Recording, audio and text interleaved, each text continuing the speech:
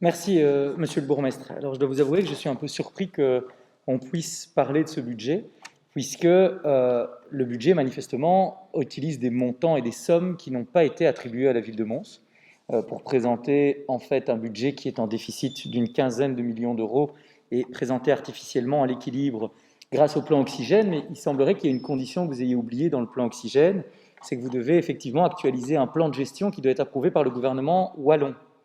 Et ce plan de gestion n'a bien évidemment pas été approuvé par le gouvernement wallon puisqu'il n'existe pas. Et donc, vous considérez, et vous partez du principe que ces montants vont vous être attribués automatiquement, quel que soit le volume d'efforts que vous faites, quelle que soit la crédibilité des engagements que vous prenez à l'égard de la Wallonie, et quelle que soit l'analyse qui sera menée par les services. Vous qui aimez si souvent valoriser l'État, les services publics, le rôle des fonctionnaires, eh bien vous ne faites pas grand cas du travail des fonctionnaires du CRAC, qui manifestement sont des fonctionnaires de deuxième catégorie à vos yeux, puisque leur opinion, l'avis qu'ils vont remettre au gouvernement wallon, là aussi, il semblerait que le gouvernement wallon ne semble pas avoir beaucoup de considération à vos yeux, puisque qu'ils acceptent ou qu'ils refusent le plan de gestion, c'est pas grave, on prend l'argent. Ça, on va le prendre tout de suite, parce que si on ne le prend pas, on a une quinzaine de millions d'euros de déficit, et on essaye de faire croire aux gens. Alors ça, je dois vous avouer que franchement, il fallait l'oser, celle-là.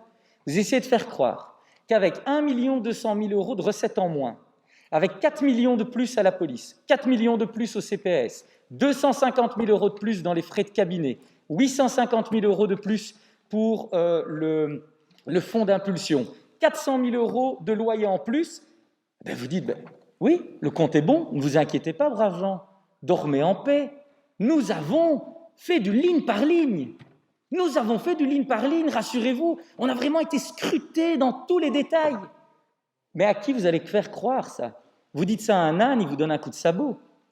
Parce qu'en fait, quand on sait que le budget d'une organisation publique comme la ville ou le CPS, c'est entre 60 et 70% d'embauche, de plans de personnel, en tout cas de frais de personnel, que vous ne touchez pas à ça, que vous ne touchez pas aux dépenses de transfert puisque vous les augmentez.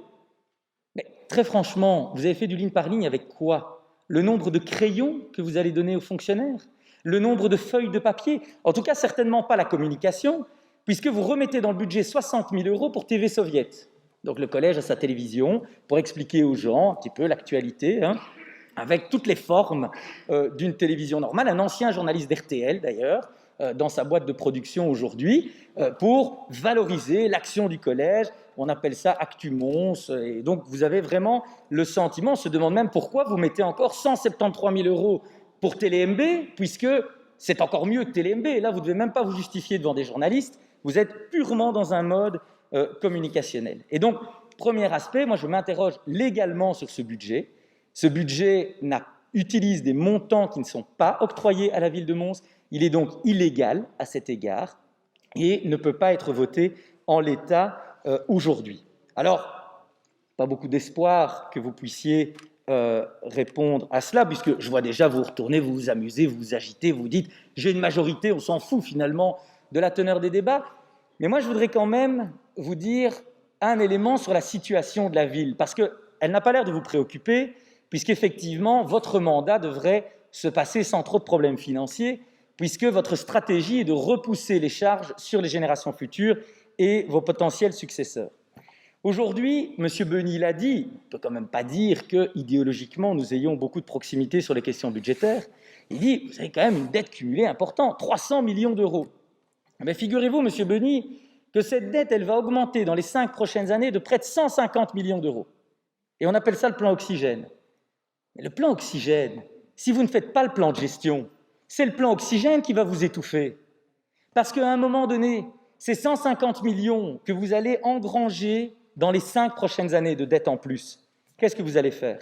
Vous allez, on le voit déjà dans ce budget, vous allez dépenser à des dépenses courantes. Par exemple, en matière de zone de police, vous procédez à des engagements, mais il faudra continuer à payer ces salaires dans les 5, 10, 15 prochaines années.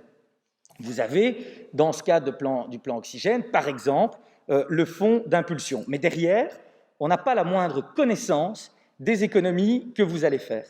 Résultat des courses, pendant 5 ans, vous allez engranger de la dette en plus que vous ne devez pas rembourser. Pas tout de suite. Vous devez commencer en 2026. Deuxième paramètre, quand M. Barvet était échevin des finances, vous avez décidé d'étaler votre dette dans le temps. Que dis-je? Notre dette dans le temps. Et donc, effectivement, tout le monde peut comprendre que si vous avez 10 000 € à rembourser en 5 ans, c'est plus simple de rembourser ces 10 000 € en 10 ans. Le problème, c'est que ça change un petit peu au niveau des taux d'intérêt. Si vous empruntez 10 000 € à 5 ans, vous devrez peut-être en rembourser 11 000 ou 11 500. Si par contre vous empruntez 10 000 € à 10 ans, vous allez peut-être devoir en rembourser 13 000. Et vous osez dire aujourd'hui en conférence de presse que la situation de la dette de la ville est meilleure. Moi, je ne sais pas ce qui vous étouffe, monsieur le bourgmestre, mais en tout cas, ce n'est pas votre rapport à la vérité. Parce que fondamentalement, vous n'avez plus de réserve, vous n'avez plus de provisions. Le peu de boni pour des sous-consommés que vous avez, vous les reportez d'une année à l'autre. Vous avez un volume de dette qui va exploser au moment de votre sortie de charge. Et là, j'entends d'ailleurs aussi M. Beny qui dit « on a besoin de subsides ». Mais le subside, il va venir de qui? De la Wallonie qui a 220% de dette?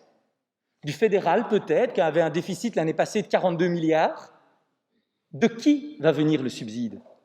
Alors, j'ai entendu, et d'ailleurs, monsieur le bourgmestre, je vous invite quand même à changer un petit peu votre logiciel, j'ai entendu que c'était à cause des charges du fédéral. Eh bien, madame Ouali, moi qui pensais que le retour de PS au fédéral, c'était le retour du cœur. On m'a donc trompé. On m'avait dit, quand les socialistes seront là, ce ne sera plus jamais comme le gouvernement Michel. Il n'y aura plus jamais de transfert. Alors, vous avez cité des choses assez ahurissantes. Vous avez dit, les pensions, la cotisation responsabilisation pension, c'est un transfert de charges du fédéral. Non, madame Ouali, c'est votre responsabilité. C'est le fait que vous avez un certain niveau de statutaire et que, comme ce niveau ne permet pas de payer le volume des pensions, vous devez payer une cotisation de responsabilisation. Ce n'est pas un transfert du fédéral. C'est assumer les choix qui ont été posés par le passé. Et d'ailleurs, vous savez, la ville de Mons, elle va tellement bien qu'il y avait un mécanisme qui existait au niveau wallon, c'est le fait d'avoir des prêts crack long terme. Les prêts crack long terme, qu'est-ce que c'est? C'est de pouvoir assumer sa charge de pension, et donc pour ce faire, on va emprunter à la Wallonie. Il y avait deux villes qui avaient le privilège de pouvoir avoir ces prêts crack long terme. C'était la ville de Liège, bien connue pour sa bonne gestion financière dans les années 80, où votre parti était surdominant, et la ville de Charleroi. Je crois que je ne dois pas faire de grandes leçons sur les gestions à Charleroi. Vous avez tous en tête une série de souvenirs. Eh bien, aujourd'hui, il y en a une troisième. Il y a la ville de Mons. La ville de Mons emprunte, avec des prêts crack long terme, la capacité de pouvoir assumer ses obligations en matière de pension. Donc non, il n'y a pas de transfert du fédéral, madame Ouali, pas sur les pensions. Alors je me suis dit, il y a peut-être un transfert du fédéral sur les RIS, sur le CPS. Mais c'est bête ça, parce que j'ai été un peu vérifié. Figurez-vous que la région wallonne vient de libérer 20 millions d'euros pour engager près de 200 personnes dans les CPS pour faire face à l'afflux de nouveaux bénéficiaires. Donc, au niveau du personnel, ça semble être pris en charge. Surtout que le fédéral avait déjà fait, en juin de l'année passée, 10 millions d'euros également pour des frais de personnel. Le fédéral avait, quelques mois avant, fait 15 millions d'euros et, en juin 2020, le fédéral a alloué 100 millions d'euros au CPS. 125 millions d'euros venant du fédéral, 20 millions d'euros venant de la Wallonie, et on nous explique que c'est du transfert de niveau de pouvoir supérieur. Mais franchement, si ce n'était pas un peu grave, on aurait envie de rigoler. C'est un sketch. Enfin, dites-moi, vous avez repris vos notes de 2015 ou peut-être 2016, à l'époque du gouvernement Michel, où c'était de bon ton de raconter des stupidités par rapport à la réalité budgétaire, mais il faut un peu changer les notes. Alors le tax shift. Donc le tax shift, je vous ai entendu en télévision, monsieur le bourgmestre, nous expliquer que l'impact pour les communes, c'était le fait d'avoir baissé des cotisations sociales sur les entreprises. Alors quand on ose celle-là, on ose tout. Le seul impact tax shift que les communes ont, c'est la diminution de la fiscalité sur l'IPP. Et donc si maintenant vous voulez aller expliquer aux Montoises et aux Montois que le fait qu'on leur ait permis de payer globalement sur l'échelle de la Belgique 5 milliards d'euros d'impôts en moins aux personnes physiques, que ça vous dérange, il n'y a pas de problème. Mais ça fera une grande différence entre nous, parce que moi je trouve que mieux récompenser celles et ceux qui travaillent, c'est quelque chose qui serait particulièrement nécessaire dans cette région. Et de ne pas toujours être dans le dolorisme, puisque l'on m'explique qu'en fait, Eh bien, on a une augmentation du RIS à cause de la crise Covid. Alors moi, j'ai été voir si partout dans le pays, c'était comme ça. Selon les chiffres de la Banque nationale, ce n'est pas les miens, hein, selon les chiffres de la Banque nationale, 80% des ménages n'ont pas perdu de revenus par rapport à la période de crise. À côté de ça, vous en avez 10% autres qui ont perdu moins de 10% de revenus. Donc je me suis dit, mais comment ça se fait qu'avec des statistiques pareilles au niveau national, on a une telle augmentation de RIS à Mons, 5,2 millions d'euros en plus de RIS. Mais tout à l'heure, Mme Mailly a donné la réponse. On a une augmentation linéaire, année après année, Covid ou pas Covid, en matière de RIS. Pourquoi ? Parce qu'il y a une paupérisation que vous ne voulez pas admettre de notre population, un taux de chômage qui ne s'améliore pas, un taux d'activité qui ne s'améliore pas. Tout à l'heure, Mme Mailly parlait des moins de 25 ans. Les moins de 25 ans qui ne sont pas à l'école aujourd'hui à Mons ont un taux d'activité de 50%. On a un jeune sur deux qui n'est pas à l'école et qui n'est pas au travail, qui est sans aucune activité, de moins de 25 ans. Est-ce qu'on se rend compte de l'impact ? Alors, Madame la Présidente, moi, je veux bien qu'on veut rajouter des budgets à l'infini. Les chiffres de 50%, vous pouvez les vérifier sur le site de l'IWEPS, si ça vous intéresse. Vous pouvez aller sur le site de l'IWEPS, Madame Meunier. Ils ont d'ailleurs été publiés récemment dans un magazine également. Moi, je me demande ce que vous faites quand vous allez dans les business clubs. Parce qu'il ne suffit pas de faire la photo. Il faut que derrière, vous ayez des partenariats avec des entreprises pour augmenter les articles 61, pour activer les articles 60, pour remettre ces gens au travail, pour leur donner des perspectives et leur permettre d'envisager de prendre leur vie en main. Mais considérer qu'ils rentrent d'ores et déjà dans une carrière d'allocataire social, ça, ce n'est pas ma conception du social. Ma conception du social, c'est de les aider pour leur donner des outils à se développer. Or, à Mons, qu'est-ce qui se passe ?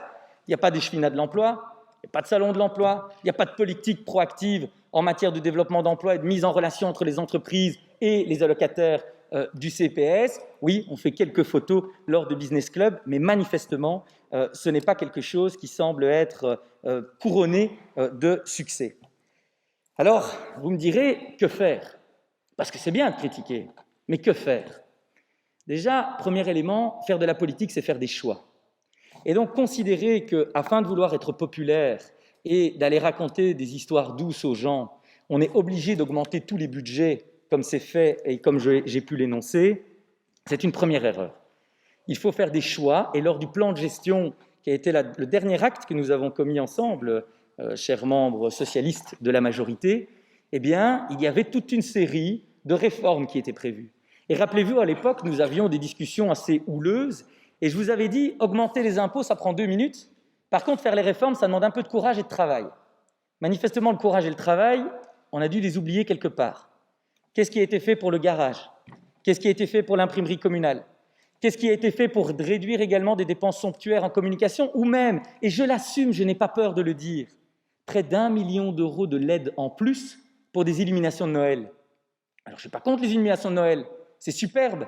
Mais si vous allez expliquer aux personnes qui vivent ici au bout de la rue qu'en fait, les illuminations de Noël, c'est l'augmentation de leur précompte immobilier, je pense qu'ils seront prêts à s'acheter une guirlande pour mettre sur leur façade. Et qu'ils n'attendront pas après vous pour mettre des belles lumières un peu partout.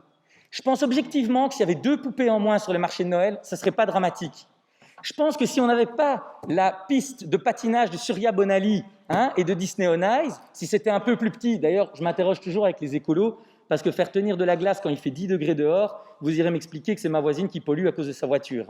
Mais ça, c'est juste pour la parenthèse. Mais on n'est peut-être pas obligé de vivre dans le somptuaire. On peut, à un moment donné, se dire qu'il y a un sens des responsabilités. Et que le sens des responsabilités, c'est qu'une commune doit assurer des services publics, mais aussi la pérennité de sa finançabilité et le fait, et alors là, c'est formidable. Vous vous rendez compte, mesdames et messieurs, on n'augmente pas les impôts. Vous savez me citer un seul impôt qu'on pourrait augmenter à Mons ? L'IPP. Ça oui, les additionnels communaux, on pourrait encore mettre 0,5, 0,8 de plus sur les additionnels communaux. Pour le reste, je vous invite à prendre la circulaire pour une paix fiscale en Wallonie, la paix fiscale. À Mons, ça ressemble plutôt à de la guerre. Il n'y a pas un taux qui est en dessous de cette circulaire. Il y a même des taux qui sont 4, 5, 6 fois plus élevés que ce qui est contenu dans cette circulaire. Il n'y a juste plus de levier pour augmenter la fiscalité. Et il n'y a plus de levier pour augmenter la fiscalité parce que, et ça, c'est le deuxième levier sur lequel on peut agir pour améliorer notre situation budgétaire, c'est qu'en fait, il faut augmenter le taux d'activité économique. Il n'y a pas d'autre choix. Il faut augmenter le taux d'emploi dans cette ville. Il faut augmenter le taux d'activité économique. Il faut augmenter l'attractivité pour les entreprises. C'est la seule solution pour redresser les finances communales. Vous ne recevrez pas d'aide de la part de niveaux de pouvoir supérieurs qui sont eux-mêmes dans de grandes difficultés. Effectivement, les emprunts, M. Beny, ce n'est pas une solution, surtout quand on sait que l'argent n'est pas prêté par la Wallonie, en fait. L'argent est prêté par un organisme financier qui s'appelle Belfius et qui d'ailleurs a un droit d'aller prélever sur le fonds des communes les montants si jamais ceux-ci ne sont pas remboursés par la ville. Et donc aujourd'hui, de grâce, je vous demande, plutôt que d'avoir des poupées sur le marché de Noël, plutôt que de faire des triple loopings et saltos sur la piste de patinage, plutôt que de faire des photos dans des clubs d'affaires, et une photo d'ailleurs à côté de chaque commerçant qui ouvre. J'aimerais d'ailleurs, monsieur le bourgmestre, qu'on ait un jour une évaluation du fonds d'impulsion, parce que 850 000 €, c'est pas rien. Ça serait quand même intéressant de voir la pérennité de ces commerces dans le temps. Plutôt que de faire tout ça, j'aimerais vraiment qu'on puisse tous ensemble se mettre autour de la table, avec l'IDEA, avec un autre conseiller communal illustre de cette salle, à savoir le ministre-président wallon, avec l'ensemble des acteurs économiques, et qu'ensemble, on puisse développer une stratégie de développement économique qui est la seule issue pour redresser les finances de notre ville. Je vous remercie.